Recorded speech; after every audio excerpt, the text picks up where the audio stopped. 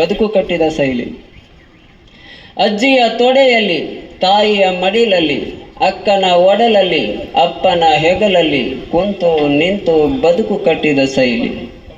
ಮನೆಯ ಒಳಗೆ ಅಟ್ಟದ ಕೆಳಗೆ ಎತ್ತು ಕಟ್ಟಿ ಕಸ ಬಳಿದು ಮುಂಜಾನೆ ವೇಳೆಗೆ ರಂಟಿ ಹೊಡೆದು ಸೂರ್ಯನ ಬಿಸಿಲಿಗೆ ಕಂಗೆಟ್ಟು ಬದುಕು ಕಟ್ಟಿದ ಶೈಲಿ. ನೆತ್ತಿ ಮೇಲೆ ಸೂರ್ಯ ಬಂದಾಗ ಕಟ್ಟಿಟ್ಟ ಬುತ್ತಿ ಉಂಡು ರಾತ್ರಿ ಹಗಲು ನೋವಿನ ಅರಿವಿಲ್ಲದೆ ಬದುಕು ಕಟ್ಟಿದ ಶೈಲಿ. ಇನ್ನು ಚಿಕ್ಕದ ಒಂದೇ ನಾ ತಾಯಿ ಬಗ್ಗೆ ನನ್ನವ್ವ ಅಂತ ಹೇಳಿ ಸರ್ ಆಯ್ತು. ನನ್ನವ್ವ ಹೊಟ್ಟೆ ಬಟ್ಟೆಗನ್ನದೆ ತನ್ನ ಜೀವನವಿಡೀ ಕೂಡಿಟ್ಟ ಹಣವನ್ನು ನಾನು ಹರಿಯುವ ನದಿಯ ನೀರಿನ ಹಾಗೆ ಅನಾವಶ್ಯಕ ಕೆಲಸಗಳಿಗೆ ಚೆಲ್ಲಿದೆ. ಭವಿಷ್ಯತ್ತಿನ ಆಶಾ ಗೋಪುರ ಕಟ್ಟುವ ದಿನಗಳು ಕಳೆದು ಹೋದವು.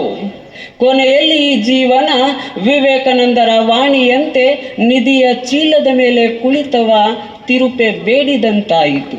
Thank you. ಅವಕಾಶ ಮಾಡಿಕೊಟ್ಟಿದ್ದಕ್ಕೆ ಎಲ್ಲರಿಗೂ